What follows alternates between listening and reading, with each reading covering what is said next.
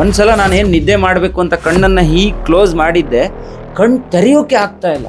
ನಾನು ಕಣ್ಣನ್ನು ಹೀಗೆಲ್ಲ ಮಾಡಿಕೊಂಡೆ, ತಿಕ್ಕೊಂಡೆ, ಉಜ್ಜಿಕೊಂಡೆ, ಈಗ ಸರಿಯಾಗುತ್ತೇನೋ ಅಂದ್ಕೊಂಡೆ. ಒಂದ್ಸಲ ನೀರು ಹಾಕ್ಕೊಳ್ಳೋ ಪ್ರಯತ್ನ ಮಾಡಿ, ಏನು ಮಾಡಿದರೂ ಆಗಲಿಲ್ಲ. ಹೀಗೆ ಫೋನ್ ಇತ್ತು ಪಕ್ಕದಲ್ಲಿ, ಹಿಂಗೆ ಆನ್ ಮಾಡಿಬಿಟ್ಟು ಲಾಕ್ ತೆಗಿಬೇಕು, ಲಾಕ್ ತೆಗಿಯೋಕ್ಕಾಗ್ತಾ ಇಲ್ಲ.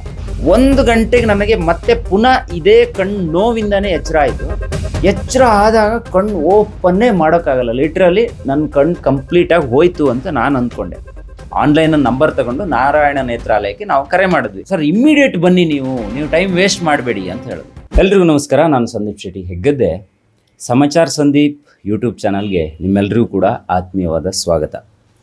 ಈ ವಿಡಿಯೋನ ಯಾಕೆ ಮಾಡ್ತಾ ಇದ್ದೀನಿ ಅಂತ ಹೇಳಿದ್ರೆ, ಇದು ನನಗೇ ಆದಂಥ ಸಂಕಷ್ಟ. ಇದು 1 ವಾರದ ಹಿಂದೆ ಸಂಜೆ ಸಮಯ ಎಲ್ಲೋ ಹೊರಗಡೆ ಕಾರ್ಯಕ್ರಮಕ್ಕೆ ಹೋಗಬೇಕಿತ್ತು. ಕಾರಲ್ಲಿ ಹೊರಟಿದ್ದೆ. ಹೊರಡುವಾಗ ಕಣ್ಣಲ್ಲಿ ಏನೋ ಒಂದು ಸಣ್ಣ ಸಮಸ್ಯೆ ಆದಂಗೆ ಅನ್ನಿಸ್ತು. ಅಂದರೆ ಏನೋ ಕಸ ಹೋದಂಗೆ ಅನ್ನಿಸ್ತು. ಆದರೂ ನಾನು ಆ ಕಾರ್ಯಕ್ರಮಕ್ಕೆ ಹೋದೆ. ಅದು ನೈಟ್ ಆಗಿರೋದ್ರಿಂದ ಕಾರ್ ಡ್ರೈವ್ ಮಾಡ್ಕೊಂಡು ಹೋಗ್ತಿರ್ಬೇಕಾದ್ರೆ ಎದುರುಗಡೆ ಬೇರೆ ವಾಹನಗಳ ಲೈಟು ನನ್ನ ಕಣ್ಣಿಗೆ ಬಿದ್ದಾಗ ಒಂಥರ ಕಣ್ಣು ಮುಚ್ಚಿ ಹೋಗೋ ಹಾಗೆ ಆಗ್ತಾಯಿತ್ತು. ಇದೇನಪ್ಪ ಈ ಥರ ಆಗ್ತಾ ಇದೆ ಇವತ್ತು ಅಂತ ಅಂದ್ಕೊಂಡೆ. ಆದರೆ ಒಂದು 2-3 ದಿನದ ಹಿಂದೆಯಿಂದ ಒಂಚೂರು ಜಾಸ್ತಿ ನಿದ್ದೆ ಬಿಟ್ಟಿರೋದ್ರಿಂದ ಈ ಥರ ಆಗ್ತಾ ಇದೆಯೇನೋ, ಬಹುಶಃ ನನಗೆ ನಿದ್ದೆ ಮಾಡಬೇಕಾಗಿದೆ ಈಗ, ಹಾಗಾಗಿ ನಿದ್ದೆಯಿಂದ ಈ ರೀತಿ ಆಗ್ತಿದೆ ಅಂತ ಹೇಳ್ಬಿಟ್ಟು ನಾನು ನೆಗ್ಲೆಕ್ಟ್ ಮಾಡಿಕೊಂಡು ನನ್ನ ಒಂದು ಫಂಕ್ಷನಿಗೆ ಹೋಗುವಂಥ ಕಾರ್ಯಕ್ರಮವನ್ನು ಮುಂದೂಡಿದೆ. ಅಲ್ಲಿಗೆ ಹೋದೆ. ನಾನು ಅಲ್ಲಿಗೆ ಹೋಗಿ ಅಲ್ಲಿಯೂ ಕೂಡ ಇದ್ದಾಗಲೂ ಏನೋ ಒಂಥರ ಕಣ್ಣು ಉರಿ ಆಗೋದು, ಮುಚ್ಚಿ ಹೋಗೋದು, ಈ ಥರ ಎಲ್ಲ ಸಮಸ್ಯೆ ಆಗ್ತಾಯಿತ್ತು.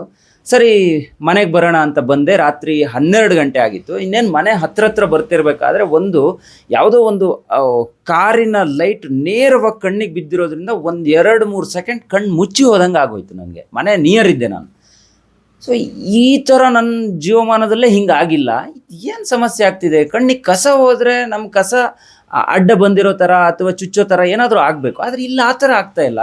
ಕಂಪ್ಲೀಟ್ ಕಣ್ಣೇ ಒಂಥರ ಶಟ್ ಡೌನ್ ಆಗಿರೋ ಥರ ಮುಚ್ಚಿ ಹೋಗೋ ಥರ ಆಗ್ತಿದೆಯಲ್ಲ, ಏನಿದು? ಇದು ನಿದ್ದೆದೇ ಪ್ರಾಬ್ಲಮ್ ಇದು ಅಂತ ಹೇಳ್ಬಿಟ್ಟು ಕಾರನ್ನು ನಿಲ್ಲಿಸಿ 1-2 ನಿಮಿಷಕ್ಕೆಲ್ಲ ಬೆಡ್ರೂಮ್ಗೆ ಹೋಗಿ ಮಲ್ಕೊಂಡ್ಬಿಟ್ಟಿದ್ದೆ ನಾನು. ಮಲಗಿ ಲೈಟೆಲ್ಲ ಆಫ್ ಮಾಡ್ಕೊಂಡು ಮಲಗಿ, ನೀವು ನಂಬಲ್ಲ, 1 ನಿಮಿಷ ಆಗಿರ್ಬೋದಷ್ಟೇ, ನನ್ನ ಕಣ್ಣಿನ ಉರಿ ಹೊರಗಡೆ ಹೋದಾಗ ಹಿಂಗಿತ್ತಲ್ಲ, ಅದ್ರ ಡಬಲ್ ತ್ರಿಬಲ್ ಆಗಿಬಿಟ್ಟಿತ್ತು. ಅಂದರೆ ಒಂದ್ಸಲ ನಾನೇನು ನಿದ್ದೆ ಮಾಡಬೇಕು ಅಂತ ಕಣ್ಣನ್ನು ಹೀಗೆ ಕ್ಲೋಸ್ ಮಾಡಿದ್ದೆ, ಕಣ್ಣು ತೆರೆಯೋಕೆ ಆಗ್ತಾ ಇಲ್ಲ. ಯಾವ ಲೆವೆಲ್ಲಿಗೆ ಉರಿ ಸ್ಟಾರ್ಟ್ ಆಯಿತು ಅಂತ ಹೇಳಿದ್ರೆ, ಕಸ ಹೋಗಲಿ ಅಥವಾ ನಿಮ್ಮ ಕಣ್ಣಿಗೆ ಮರಳು ಹೋಗಲಿ ಅಥವಾ ನಿಮ್ಮ ಕಣ್ಣಿಗೆ ಬೇರೆ ಏನೋ ಸಮಸ್ಯೆ ಆದರೂ ಅಷ್ಟು ನೋವಾಗಲಿಕ್ಕಿಲ್ವೇನೋ, ಆ ಲೆವೆಲ್ಲಿಗೆ ನೋವು ಶುರುವಾಯಿತು. ನಾನು ಕಣ್ಣನ್ನು ಹೀಗೆಲ್ಲ ಮಾಡಿಕೊಂಡೆ, ತಿಕ್ಕೊಂಡೆ, ಉಜ್ಜಿಕೊಂಡೆ, ಈಗ ಸರಿಯಾಗುತ್ತೇನೋ ಅಂದ್ಕೊಂಡೆ. ಒಂದ್ಸಲ ನೀರು ಹಾಕ್ಕೊಳ್ಳೋ ಪ್ರಯತ್ನ ಮಾಡಿ, ಏನು ಮಾಡಿದರೂ ಆಗಲಿಲ್ಲ. ನಾನು ಮನೆಯ ಫಸ್ಟ್ ಫ್ಲೋರಲ್ಲಿರೋದು, ಕೆಳಗಡೆ ನನ್ನ ವೈಫ್ ಇದ್ದಾರೆ. ಫೋನ್ ಮಾಡೋಣ, ಬರೋಕ್ಕೆ ಹೇಳೋಣ, ಏನೋ ಸಮಸ್ಯೆ ಆಗ್ತಿದೆ ಅಂತ ಫೋನ್ ತೆಗಿತೀನಿ. ಫೋನ್ ಲೈಟ್ ಕೂಡ ನೋಡೋಕ್ಕಾಗ್ತಿಲ್ಲ ನನಗೆ. ಹೀಗೆ ಫೋನ್ ಇತ್ತು ಪಕ್ಕದಲ್ಲಿ, ಹಿಂಗೆ ಆನ್ ಮಾಡಿಬಿಟ್ಟು ಲಾಕ್ ತೆಗಿಬೇಕು, ಲಾಕ್ ತೆಗಿಯೋಕ್ಕಾಗ್ತಾ ಇಲ್ಲ. ಆ ಲೆವೆಲ್ಗೆ ಕಣ್ಣು ಏನೋ ಒಂಥರ ಬೇರೆ ಥರ ಆಗೋ ಥರ ಆಗೋಯಿತು. ಹಂಗೂ ಹಿಂಗೂ ಕಷ್ಟಪಟ್ಟು ಅದ್ರ ಲಾಕನ್ನು ಓಪನ್ ಮಾಡ್ಕೊಂಡು ಫೋನ್ ಮಾಡಿದ ತಕ್ಷಣ ವೈಫ್ ಬಂದರು. ಏನಾಗಿದೆ ಗೊತ್ತಾಗ್ತಾಯಿಲ್ಲ, ಈ ರೀತಿ ಉರಿ ಆಗ್ತಾ ಇದೆ ಅಂದಿದ್ದಕ್ಕೆ ನಮ್ಮ ಮನೇಲಿ ಒಂದು ಡ್ರಾಪ್ಸ್ ಇತ್ತು, ಕಣ್ಣಿಗೆ ಬಿಡುವಂಥ ಡ್ರಾಪ್ಸು, ಅದನ್ನು ಬಿಟ್ಕೊಂಡೆ. ವೈಫೈ ಬಿಟ್ಟಿದ್ರು. ಅದಾದ ನಂತರ ಈಗ ನಾರ್ಮಲಿ ನಾವೆಲ್ಲ ಉರಿ ಆಗಿದೆ ಅಂದ ತಕ್ಷಣ ಈ ಸೌತೆಕಾಯಿಯನ್ನು ಕಟ್ ಮಾಡಿ ಕಣ್ಮೇಲೆ ಇಟ್ಕೊತೀವಲ್ಲ, ಹಾಗೆ 1-2 ಪೀಸನ್ನು ಕಟ್ ಮಾಡಿಕೊಂಡು ನಾನು ಕಣ್ಮೇಲೆ ಇಟ್ಕೊಂಡು ಮಲ್ಕೊಂಡೆ. ಅದನ್ನ ನಿದ್ದೆ ಬಿಟ್ಟಿರೋದಕ್ಕೇನೋ ಗೊತ್ತಿಲ್ಲ, ಆ ಟೈಮ್ಗೆ 1-3/4 ಗಂಟೆಯಿಂದ 1 ಅವರ್ ನಿದ್ದೆ ಬಂತು. ಅಷ್ಟೊತ್ತಿಗೆ ರಾತ್ರಿ 1 ಗಂಟೆ ಆಗಿತ್ತು. 1 ಗಂಟೆಗೆ ನನಗೆ ಮತ್ತೆ ಪುನಃ ಇದೇ ಕಣ್ಣು ನೋವಿಂದನೇ ಎಚ್ಚರ ಆಯಿತು. ಎಚ್ಚರ ಆದಾಗ ಕಣ್ಣು ಓಪನ್ನೇ ಮಾಡೋಕ್ಕಾಗಲ್ಲ. ಲಿಟ್ರಲಿ ನನ್ನ ಕಣ್ಣು ಕಂಪ್ಲೀಟಾಗಿ ಹೋಯ್ತು ಅಂತ ನಾನು ಅಂದ್ಕೊಂಡೆ. ಸೊ ಇದು ಯಾಕೆ ಹಿಂಗಾಗ್ತಿದೆ, ಏನಾಯಿತು, ನನ್ನ ಕಣ್ಣಿಗೆ ನಿಜವಾಗ್ಲೂ ಕಸನೇ ಹೋಯ್ತಾ? ಇರಿ ಒಂದ್ಸಲ ವಾಶ್ರೂಮ್ಗೆ ಹೋಗ್ಬಿಟ್ಟು ಕಣ್ಣನ್ನು ಕಂಪ್ಲೀಟ್ ವಾಶ್ ಮಾಡ್ಕೊಂಡು ಬರೋಣ. ನೀರು ಹಾಕ್ಕೊಂಡ್ರೆ, ತಣ್ಣಗಿನ ನೀರು ಹಾಕ್ಕೊಂಡ್ರೆ ಬಹುಶಃ ಈ ಉರಿ ಕಡಿಮೆ ಆಗುತ್ತೆ ಅಂತ ಹೇಳ್ಬಿಟ್ಟು ವಾಶ್ರೂಮಿಗೆ ಹೋಗ್ಬೇಕು ಅಂತ ಟ್ರೈ ಮಾಡ್ತೀನಿ. ಹೋಗೋಕ್ಕೆ ಆಗ್ತಾಯಿಲ್ಲ. ಎಲ್ಲಿ ಹೊರಗಡೆ ನಮ್ಮ ಮನೆ ಪಕ್ಕ ಬೀದಿ ದೀಪಗಳಿದೆಯಲ್ಲ, ಆ ದೀಪದ ಫ್ಲೋ, ಅಂದರೆ ಆ ಲೈಟ್ನ ಫ್ಲೋ ನಮ್ಮ ಮನೆ ಕಿಟಕಿಗೆ ಹೊಡೆದು ರೂಮ್ ಒಳಗಡೆ ಬರ್ತಾ ಇದೆ. ಅದನ್ನು ಕೂಡ ನೋಡೋದಕ್ಕಾಗ್ತಿಲ್ಲ. ಆ ಲೆವೆಲಿಗೆ ಟಾರ್ಚರ್ ಅಂತ ಅನ್ನಿಸ್ತಿದೆ. ಹಂಗೂ ಹಿಂಗೂ ಕಷ್ಟಪಟ್ಟು ಬಾತ್ರೂಮ್ಗೆ ಹೋಗ್ಬಿಟ್ಟು ಕಣ್ಣನ್ನು ನೀರು ಹಾಕ್ಕೊಂಡು ನೀಟಾಗಿ ತೊಳ್ಕೊಂಡ ತಕ್ಷಣ ಆದರೂ ಕಮ್ಮಿ ಆಗುತ್ತೆ ಅಂತ ನಾನು ಅಂದ್ಕೊಂಡೆ. ಅಲ್ಲೂ ಕೂಡ ಕಮ್ಮಿ ಆಗಲಿಲ್ಲ. ನಮಗೆ ಯಾವ ಲೆವೆಲ್ಗೆ ನನಗಂತೂ ಟಾರ್ಚರ್ ಆಯಿತು ಅಂದರೆ ಇನ್ನೇನು ಇದನ್ನು ತಡ್ಕೊಳ್ಳೋಕೆ ಸಾಧ್ಯನೇ. ಈಗ ಒಂದು ಮಾತು ಹೇಳ್ತಾರೆ, ಜೀವ ಹೋಗೋ ಸಂದರ್ಭದಲ್ಲಿ ಏನೋ ಒಂದು ಪೇಯ್ನ್ ಇರುತ್ತೆ ಅಂತೆಲ್ಲ ಹೇಳ್ತಾರಲ್ಲ, ಜೀವ ಹೋಗುವಾಗಾಯಿತು ಅಂತ, ಆ ಥರ ಆಗ್ತಾಯಿತ್ತು. ಹಾಗೂ ಒಂದು 10 ನಿಮಿಷ ಒದ್ದಾಡದೆ ಮತ್ತೆ ತಡೆಯೋಕ್ಕಾಗಲಿಲ್ಲ. ವೈಫ್ಗಳದೆ ಈ ರೀತಿ ಮತ್ತೆ ಪ್ರಾಬ್ಲಮ್ ಆಗ್ತಿದೆ ಅಂತ ಎಬ್ಬಿಸ್ಬಿಟ್ಟು, ಹಿಂಗಾಗ್ತಿದೆ ಏನು ಮಾಡೋದು ಅಂತ ಗೊತ್ತಾಗ್ತಾ ಇಲ್ಲ ಅಂದಿದ್ದಕ್ಕೆ, ಆನ್ಲೈನಲ್ಲೇ ಆದರೂ ನಂಬರ್ ಸಿಗುತ್ತಾ ನೋಡು, ನಾರಾಯಣ ನೇತ್ರಾಲಯಕ್ಕಾದರೂ ಫೋನ್ ಮಾಡು, ಇದ್ರೆ ಈಗಲೇ ಹೋಗ್ಬಿಡೋಣ, ಯಾಕೋ ಇದು ಬೆಳಿಗ್ಗೆವರೆಗೆ ವೆಯ್ಟ್ ಮಾಡಿದ್ರೆ ತುಂಬ ತೊಂದರೆ ಆಗುತ್ತೆ ಅಂತ ಅನ್ನಿಸ್ತಿದೆ ನನಗೆ ಅಂತ ಹೇಳಿದಾಗ, ಆನ್ಲೈನಲ್ಲಿ ನಂಬರ್ ತಗೊಂಡು ನಾರಾಯಣ ನೇತ್ರಾಲಯಕ್ಕೆ ನಾವು ಕರೆ ಮಾಡಿದ್ವಿ. ನಮ್ಮ ಮನೆಯಿಂದ ಅಲ್ಲಿಗೆ ಒಂದು 15 ಕಿಲೋಮೀಟ್ರ್ ದೂರ. ಕರೆ ಮಾಡಿದ ತಕ್ಷಣ ಅಲ್ಲಿ ಕಾಲನ್ನು ಒಬ್ಬರು ರಿಸೀವ್ ಮಾಡ್ತಾರೆ. ಅವರು ಕಂಪೌಂಡ್ರು ಅಥವಾ ಸೆಕ್ಯೂರಿಟಿ ಗಾರ್ಡು ಯಾರೋ ಗೊತ್ತಿಲ್ಲ ನನಗೆ. ಬಟ್ ನಾನು ಅಲ್ಲಿಗೆ ಹೋದಾಗ ಅವರು ಕೂಡ ಒಳಗಡೆ ಇದ್ದರು. ಅವರು ಹೇಳ್ತಾರೆ, ಸರ್ ಇಮ್ಮಿಡಿಯೇಟ್ ಬನ್ನಿ, ನೀವು ಟೈಮ್ ವೇಸ್ಟ್ ಮಾಡಬೇಡಿ ಅಂತ ಹೇಳಿದ್ರು. ಸರಿ, ಇಮ್ಮಿಡಿಯೇಟ್ ಬರೋದಂದ್ರೆ ಹೆಂಗೆ? ಕಾರ್ ಓಡಿಸೋದಕ್ಕಾಗಲ್ಲ. ನಾವು ಈ ಮಧ್ಯರಾತ್ರಿ 1 ಗಂಟೆನೋ 1:15 ಆಗಿತ್ತು, ಇಷ್ಟರಲ್ಲಿ ಹೆಂಗೆ ಹೋಗೋದು ಅಂತ ಕೇಳಿದಾಗ ಅವರೇ ಐಡಿಯಾ ಕೊಡ್ತಾರೆ, ಇಲ್ಲ ನೀವು ಕ್ಯಾಬ್ ಮಾಡ್ಕೊಂಡು ಬನ್ನಿ, ಹತ್ಕೊಂಡು ಬನ್ನಿ, ನೀವು ಟೈಮ್ ವೇಸ್ಟ್ ಮಾಡಬೇಡಿ. ನಾವು ಇಮ್ಮಿಡಿಯೇಟು ಡ್ರೆಸ್ ಎಲ್ಲ ಚೇಂಜ್ ಮಾಡಿಕೊಂಡು ಕೆಳಗಡೆ ಬರಬೇಕು. ನಾವು ಫಸ್ಟ್ ಫ್ಲೋರಲ್ಲಿರೋದು, ಕೆಳಗಡೆ ಬರಬೇಕು, ಬರೋದಕ್ಕೆ ಆಗ್ತಾಯಿಲ್ಲ. ಕಣ್ಣು ಹಿಂಗೆ ಕ್ಲೋಸ್ ಆಗಿದ್ದು ಹಿಂಗೆ ಇದೆ ನಂದು. ಕಣ್ಣು ಓಪನ್ ಮಾಡಿದ್ರೆ ಉರಿಯುತ್ತೆ, ಜೀವ ಹೋಗೋ ಥರ ಸಂಕಟ ಆಗ್ತಾಯಿದೆ. ಹಂಗೂ ದಿನ ಓಡಾಡಿರೋ ಪ್ಲೇಸ್ ಆಗಿರೋ ಹಂಗೆ ಮೆಟ್ಲು ಇಳ್ಕೊಂಡು ಒಂದು ಕೈ ವೈಫ್ ಹಿಡ್ಕೊಂಡು ನಿಧಾನಕ್ಕೆ ಕೆಳಗಡೆ ಬಂದ್ವಿ. ಕೆಳಗಡೆ ಬಂದ ತಕ್ಷಣ ಕ್ಯಾಬನ್ನು ಬುಕ್ ಮಾಡಿಕೊಂಡು ಇಮ್ಮಿಡಿಯೇಟ್ ಅಲ್ಲಿ ಹೊರಟ್ವಿ. ಆ ಕ್ಯಾಬ್ ಅವರಿಗೂ ಕೂಡ ಗೊತ್ತಾಯಿತು ಅಂತ ಅನಿಸುತ್ತೆ, ಅವರಿಗೊಂದು ಥ್ಯಾಂಕ್ಸ್ ಹೇಳ್ತೀನಿ ನಾನು. ಅವರು ಸಿಕ್ಕಾಪಟ್ಟೆ ಫಾಸ್ಟಾಗಿ ನಮ್ಮನ್ನು ಅಲ್ಲಿ ಕರ್ಕೊಂಡು ಹೋದರು. ಅಲ್ಲಿ ಹೋಗಿ ನೋಡಿದ್ರೆ ಬೇರೆ ಯಾರೂ ಇರಲಿಲ್ಲ, ಸೆಕ್ಯೂರಿಟಿ ಗಾರ್ಡ್ ಬಿಟ್ಟರೆ ಬೇರೆ ಯಾರೂ ಇರಲಿಲ್ಲ. ಒಳಗಡೆ ಬನ್ನಿ ಅಂತ ಹೇಳಿದ್ರು, ಒಳಗಡೆ ಹೋದ್ವಿ. ಅವರಿಗೆ ಇದು ಕಾಮನ್ ಸಬ್ಜೆಕ್ಟ್ ಅಂತ ನನಗನ್ಸುತ್ತೆ. ಯಾಕಂದರೆ ಪ್ರತಿದಿನ ಈ ಥರದ ಸುಮಾರು ವಿಚಾರಗಳನ್ನು, ಅವ್ರ ಕಣ್ಣಿಗೆ ರಿಲೇಟೆಡ್ ಆಗಿರೋ ವಿಚಾರಗಳನ್ನು ಅವ್ರು ನೋಡ್ತಾ ಇರ್ತಾರೇನೋ.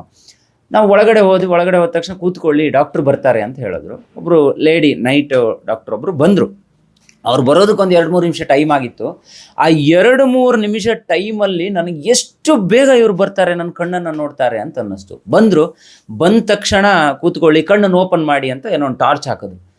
ಮೊದಲೇ ಇಲ್ಲಿ ಬೀದಿ ದೀಪನೂ ನೋಡೋಕ್ಕಾಗ್ತಿರಲ್ಲ, ಕಾರಲ್ಲಿ ಹೋಗ್ಬೇಕಾದ್ರೂ ಕಣ್ಣು ಮುಚ್ಚಿಕೊಂಡೇ ಮಲ್ಕೊಂಡೇ ಹೋಗಿದ್ದೆ ನಾನು. ಅಲ್ಲಿ ಓಪನ್ ಮಾಡಿ ಅಂದರೆ ಆ ಟಾರ್ಚ್ ಹಾಕಿದ್ರೆ ಹೆಂಗೆ ಟಾರ್ಚರ್ ಆಗ್ಬೋದು? ನನಗೆ ಓಪನ್ ಮಾಡೋಕ್ಕಾಗಲಿಲ್ಲ. ಅದಕ್ಕೆ ಬೈದ್ರು ಅವರು, ಏನು ನೀವು ಕಣ್ಣು ನೋವು ಅಂತೀರಾ, ಓಪನ್ನೇ ಮಾಡ್ತಾಯಿಲ್ಲ, ನೀವು ಓಪನ್ ಮಾಡದೇ ಇದ್ರೆ ನಾವು ಹೆಂಗೆ ನೋಡೋಕ್ಕಾಗುತ್ತೆ ಅಂತ ಕೇಳಿದ್ರು. ಇಲ್ಲ ಮೇಡಮ್, ಆಗ್ತಾಯಿಲ್ಲ ನನ್ನ ಹತ್ರ, ಆಗಿದ್ರೆ ಖಂಡಿತ ಓಪನ್ ಮಾಡ್ತೀನಿ.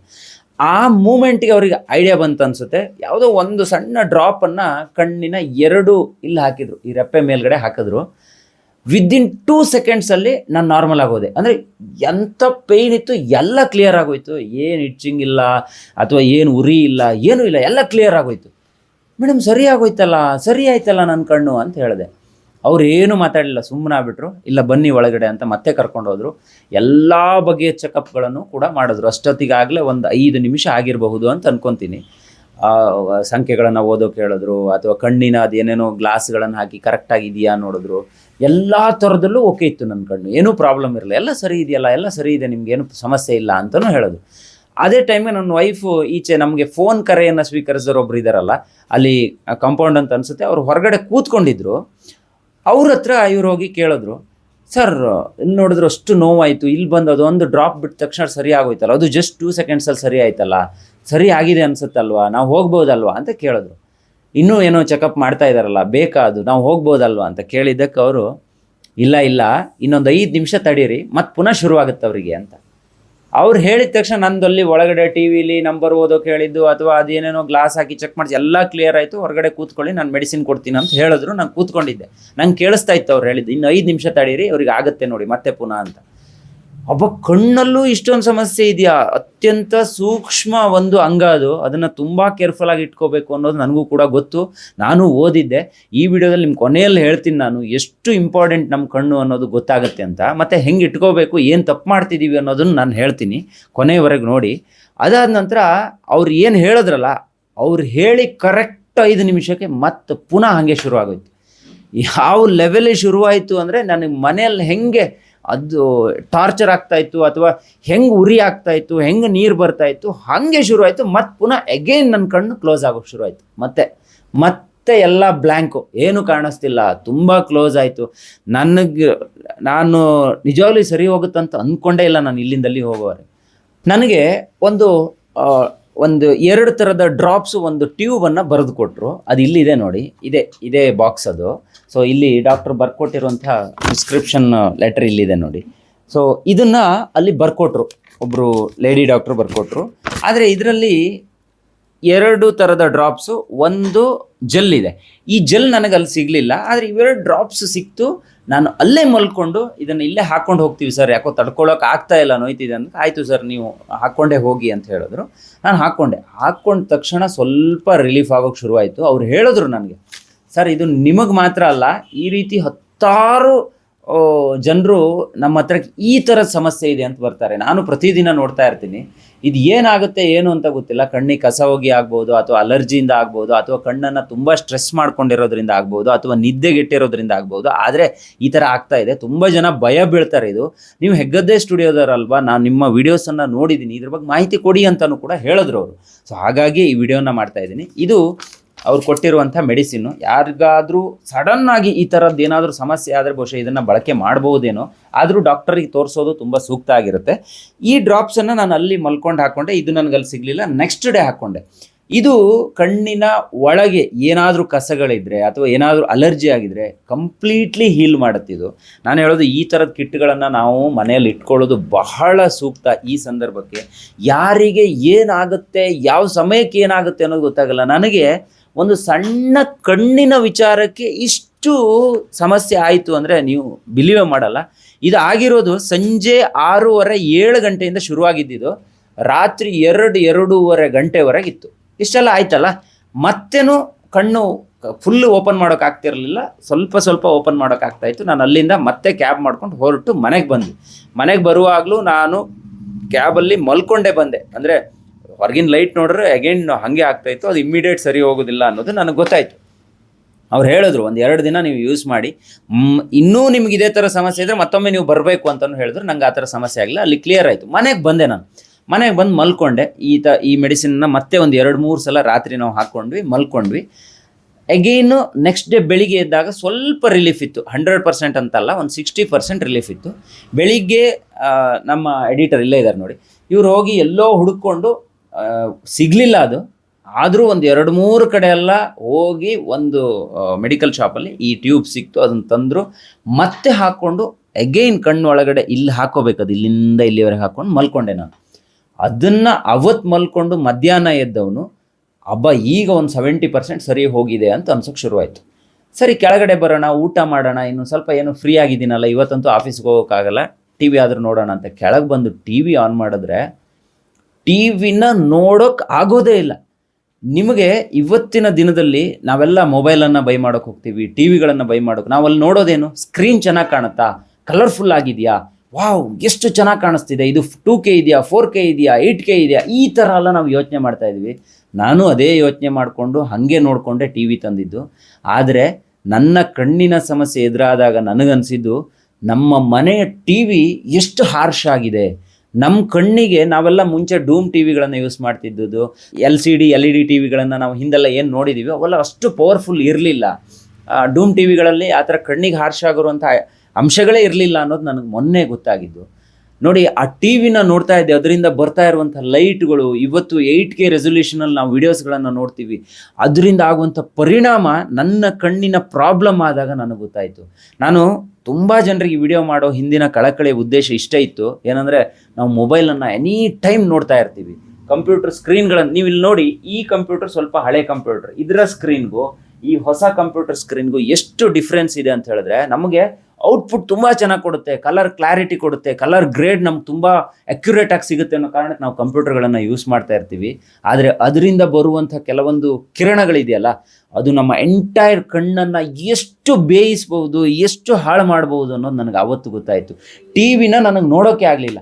ಇವತ್ತಿನ ಟಿ ವಿಲಿ ನಾವು ಹೇಳ್ತೀವಿ ಗೂಗಲ್ ಟಿ ವಿಗಳನ್ನು ತಗೋಬೇಕು, ತುಂಬ ಅಪ್ಡೇಟೆಡ್ ಟಿ ವಿಗಳಿದೆ, ಆ ಕಂಪನಿ ಟಿ ವಿ ಇಷ್ಟು ಒಳ್ಳೆ ಬ್ರೈಟ್ನೆಸ್ ಕೊಡುತ್ತೆ ಅಂತ. ಆದರೆ ಆ ಬ್ರೈಟ್ನೆಸ್ಸು, ಅದರಿಂದ ಬರುವಂಥ ಕಿರಣಗಳು, ಈಗ ನಾವು ಇಲ್ಲೇ ಲೈಟನ್ನು ನೋಡ್ತೀವಲ್ಲ, ಅದು ಎಷ್ಟು ಇಫೆಕ್ಟ್ ಇದೆ ಅಂತ ಹೇಳಿದ್ರೆ ನಿಮ್ಗೆ ಈ ಥರ ಸಮಸ್ಯೆ ಆದಾಗಲೇ ಗೊತ್ತಾಗೋದು. ನಾನು ಹೇಳೋದು, ಈ ಥರ ಸಮಸ್ಯೆ ಆಗಬಾರ್ದು ಅಂತಿದ್ರೆ ನಾವು ಇವತ್ತಿಂದನೇ ಎಚ್ಚೆತ್ಕೋಬೇಕು. ನಿಮ್ಮ ಮನೇಲಿ ಎಂಥದ್ದೇ ಟಿ ವಿ ಇರಲಿ, ನೀವು ಅದಕ್ಕೆ ಲಕ್ಷಾಂತರ ರೂಪಾಯಿ ಕೊಟ್ಟು ತಂದಿರಲಿ, ಆದರೆ ನಿಮ್ಮ ಮಕ್ಕಳು ಈ ಟಿ ವಿಗಳನ್ನು ನೋಡುವಾಗ ದೊಡ್ಡವರು ತಡ್ಕೋಬೋದೇನೋ, ಮಕ್ಕಳು ಏನಾದರೂ ಟಿ ವಿಗಳನ್ನು ಜಾಸ್ತಿ ನೋಡ್ತಾ ಇದ್ರು ಅಂತ ಹೇಳಿದ್ರೆ ದಯವಿಟ್ಟು ಅದರಲ್ಲಿರುವಂಥ ಬ್ರೈಟ್ನೆಸ್ಸು, ಕಾಂಟ್ರಾಸ್ಟು ಎಲ್ಲವನ್ನು ಕಮ್ಮಿ ಮಾಡಿ.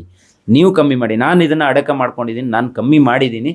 ಇಲ್ಲ ಅಂತ ಹೇಳಿದ್ರೆ ನಮ್ಮ ಮಕ್ಕಳೆಲ್ಲರೂ ಕೂಡ 10 ವರ್ಷ 20 ವರ್ಷ ಆಗುವಾಗಲೇ ಗ್ಲಾಸ್ ಹಾಕ್ಕೊಳ್ಬೇಕಾದ ಪರಿಸ್ಥಿತಿ ಬರಬಹುದು. ಇಲ್ಲಿ 2 ಫ್ಯಾಕ್ಟ್ ಇದೆ. ಒಂದು ಈಗ ನಾನು ಹೇಳಿರುವಂಥದ್ದು, ಇನ್ನೊಂದು ನಿಮಗೂ ಈ ಥರದ ಕಣ್ಣಿನ ಸಮಸ್ಯೆ ಆದರೆ ಹೆದರ್ಕೋಬೇಡಿ, ದಯವಿಟ್ಟು ಹೆದರ್ಕೋಬೇಡಿ. ಇಲ್ಲಿ ಏನು ನಾನೀಗ ಹೇಳಿದೆ ಈ ಒಂದು ಮೆಡಿಸಿನನ್ನು ನೀವು ತರಿಸ್ಕೊಂಡ್ರೂ ಆಗುತ್ತೆ. ಇಲ್ಲ ನಿಯರ್ ಬೈ ನಿಮ್ಗೆಲ್ಲಾದರೂ ನಿಯರ್ ಬೈ ನಿಮ್ಮ ಕಣ್ಣಿನ ಡಾಕ್ಟ್ರ್ ಇದ್ದರೆ ದಯವಿಟ್ಟು ನೇರವಾಗಿ ಅವ್ರನ್ನ ಇಮ್ಮಿಡಿಯೇಟ್ ಕಾಂಟ್ಯಾಕ್ಟ್ ಆಗಿ ನೀವು ಅದಕ್ಕೆ ಔಷಧಿಯನ್ನು ಮಾಡ್ಕೊಳ್ಳಿ.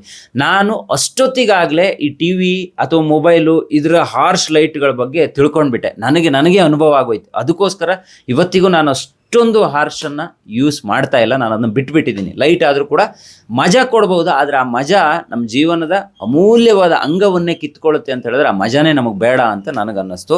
ಅದಾದ ನಂತರ ಮತ್ತೆ ಪುನಃ ಅಗೈನ್ ಈ ಒಂದು ಟ್ಯೂಬನ್ನು ಹಾಕ್ಕೊಂಡು ಮಲ್ಕೊಂಡೆ. ನಾನು ಮತ್ತೆ 4 ಗಂಟೆ ಮಲಗಿದ್ದೆ.